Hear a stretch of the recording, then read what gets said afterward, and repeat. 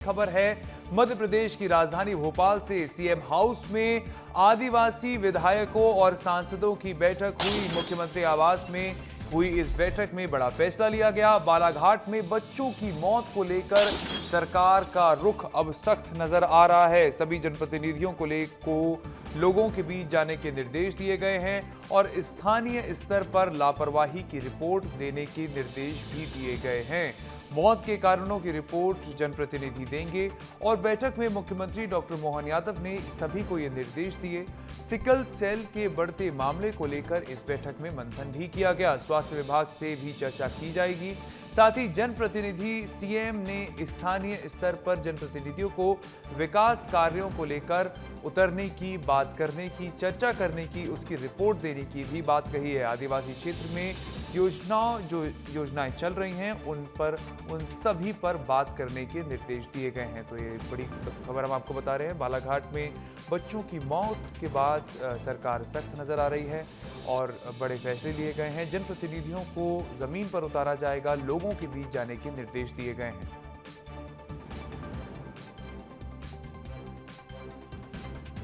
तो अगली खबर धार से है, जहां धार भोजशाला का मामला गरमाया हुआ नजर आ रहा है। सकल हिंदू समाज ने बंद का आह्वान किया है। धार जिला बंद का यह आह्वान किया गया है। भोजशाला मुद्दे पर प्रशासन के खिलाफ हिंदू समाज की नाराजगी प्रकट हो रही है। सुप्रीम कोर्ट के निर्देशों का पालन न करने का आरोप हिंदू पक्ष ने लगाया है और धार बंद से पहले पुलिस ने एक फ्लैग मार्च भी निकाला। आपको ये बड़ी खबर हम धार से बता रहे हैं। धार लगातार विवादों के बीच में था। धार का भोजशाला लगातार ऐसा एक विषय था जिस पर पूरे देश की नजर बनी हुई थी। उसी से जुड़ी ये बड़ी खबर आप आपको बता रहे हैं कि हिंदू सकल समाज को नाराजगी है कि सुप्रीम कोर्ट के निर्देशों का अक्षरशः पालन नहीं किया जा रहा है, जिसके चलते धार बंद का ऐलान हिंदू समाज ने किया है और धार बंद से पहले पुलिस ने एक फ्लैग मार्च भी निकाला है।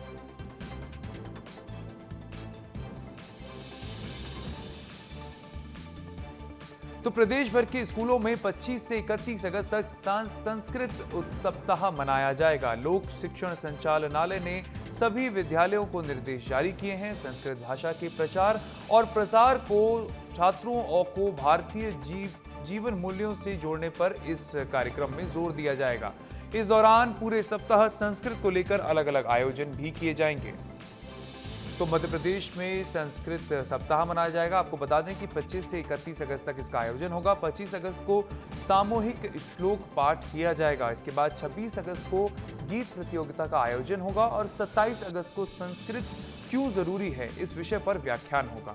28 अगस्त को वेद पूजन किया जाएगा। 29 अगस्त को संस्कृत शोभा यात्रा निकाली जाएगी। वहीं 30 अगस्त को अंताक्षरी और संस्कृत संध्या आयोजन के साथ 31 अगस्त को समापन समारोह होगा। तो संस्कृत विद्वानों का बौद्धिक कार्यक्रम भी होने वाला है। एक अच्छा कार्यक्रम, एक बड़ा कार्यक्रम मध्य प्रदेश में होने वाला है। संस्कृत जो सभी भाषाओं का मूल है, उस पर मंथन के लिए, उस पर बौद्धिक कार्यक्रम आयोजित करने के लिए ये संस्कृत सप्ताह मनाया जा रहा है। तो अगली खबर देवास से है। देवास में लगातार बारिश से हाल बेहाल हो गए हैं। जगह जगह पानी भर गया है, जिससे जनजीवन अस्त व्यस्त हो गया है। जल भराव के कारण आमजन को काफी परेशानियों का सामना करना पड़ रहा है। कई स्थानों पर सड़कों पर पानी भरने से वाहन चालकों की मुश्किलें भी बढ़ गई हैं। वहीं रेलवे अंडरब्रिज में भी पानी भरने से गुजरने वाले लोगों को परेशानी का सामना करना पड़ रहा है।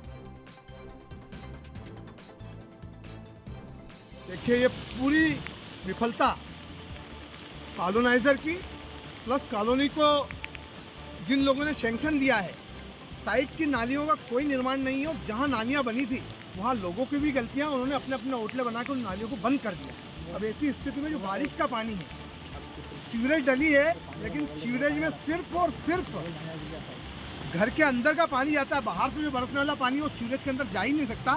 सारी लाइनें पैक रहती है।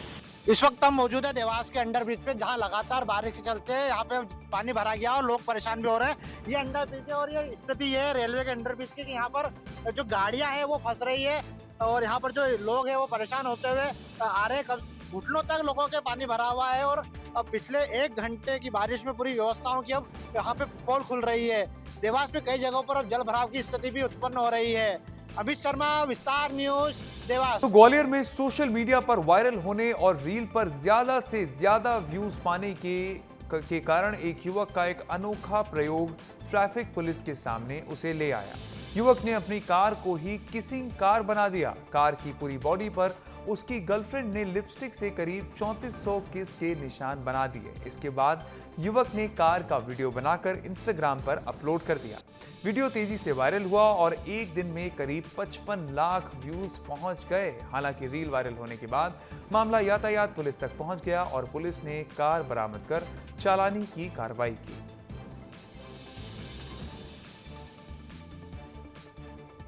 तो ई अटेंडेंस व्यवस्था के तहत निर्धारित समय पर स्कूल पहुंचकर ऑनलाइन पोर्टल को पर उपस्थिति दर्ज करानी होती है। लेकिन ऐसे में जब रास्ते में तेज धार नदी हो और पार करना मुश्किल हो तब क्या? शिक्षक छात्र परेशान, टायर ट्यूब है। आप ये 3 तस्वीरें आपको दिखाते हैं। शिक्षक और छात्र परेशान हैं। टायर और ट्यूब का सहारा लिया जा रहा है और ई अटेंडेंस एक तरह से संघर्ष बन चुकी है। तो आप देख रहे हैं कि कैसे ट्यूब के सहारे नदी पार कर रहे हैं शिक्षक और छात्र सब परेशान हैं। और दूसरी तरफ ई अटेंडेंस एक संघर्ष बनी हुई है। यानी एक तरफ तो डिजिटलीकरण हो रहा है, ई अटेंडेंस जैसी व्यवस्थाएं आ चुकी हैं, पर दूसरी तरफ इतनी भी मूलभूत व्यवस्थाएं उपस्थित नहीं हैं कि उसके बाद जिससे एक आधार बन सके, जिससे कि आसानी से शिक्षक और छात्र स्कूल पहुंच सकें। चलिए अब आपको ये भी बता देते हैं कि ये ई अटेंडेंस का चक्कर क्या है। तो शिक्षकों को ऐप के जरिए ये ई अटेंडेंस लगानी होती है। एम शिक्षा मित्रा और सार्थक ऐप पर ही अटेंडेंस लगाई जाती है। ऐप से ई अटेंडेंस कैसे लगती है वो भी हम आपको बताते हैं। तो पहले इंटरनेट और जीपीएस चालू करना होता है। फोन का जो इंटरनेट होता है और जो लोकेशन होता है उसको चालू करना होता है।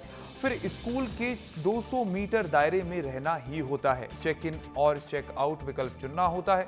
फिर जरूरी दिशा निर्देश पूरे करने होते हैं। जो भी ऐप पर जरूरी दिशा निर्देश आते हैं उनको पूरा करना होता है। फिर उपस्थिति सबमिट करनी होती है। तो कुछ इस तरह आप ई अटेंडेंस लगाते हैं। शाजापुर में बेरोजगारी, किसानों की समस्याओं और बढ़ती महंगाई के विरोध में युवा कांग्रेस ने प्रदर्शन किया। इस दौरान कांग्रेस कार्यकर्ता कलेक्ट्रेट घेराव की कोशिश की, जिन्होंने रोकने के लिए बड़ी संख्या में पुलिस बल तैनात रहा। प्रदर्शन के दौरान पुलिस और कार्यकर्ताओं के बीच झड़प भी देखने को मिली। वाटर कैनन चले, जिसके बाद पुलिस ने कार्यकर्ताओं को रोकने के लिए वाटर कैनन का प्रयोग किया।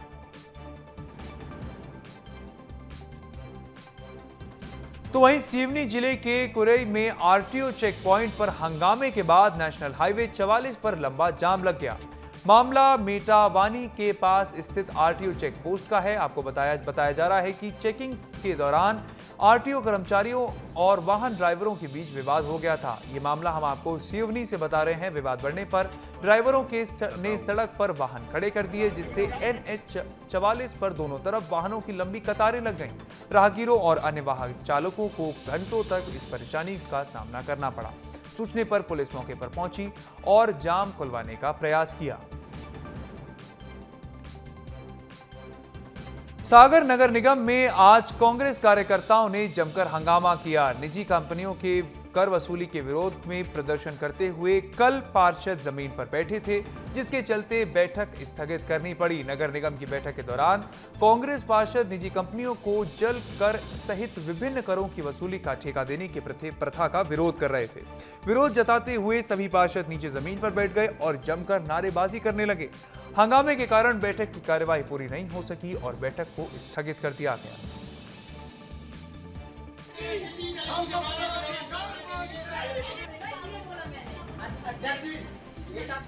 तो मध्य प्रदेश अजब है, गजब है और जुगाड़ू भी। इसका नजारा शहडोल में देखने को मिला। यहाँ एक घर की छत के बीचों बीच बिजली का पुल गाड़ दिया गया। इस पोल को जहां गाड़ा गया, जिसके ऊपर से 11,000 वोल्ट की हाई टेंशन लाइन गुजर रही है। इसका वीडियो अब खूब वायरल हो रहा है। मामला जिले के पपौंद क्षेत्र की ग्राम पंचायत सकंदी के साकेत मोहल्ले का है।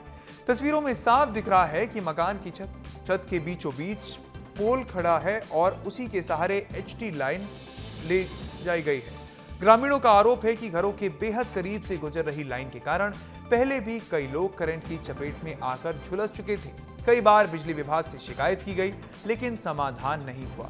अब ग्रामीणों ने विभाग से मांग की है कि लाइन को सुरक्षित दूरी पर शिफ्ट किया जाए, ताकि बड़े हादसे को टाला जा सके।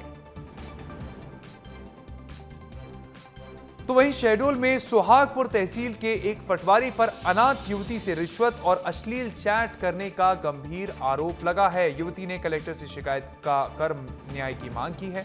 पीड़िता सुहागपुर थाना क्षेत्र की रहने वाली है, जिसके माता पिता नहीं है।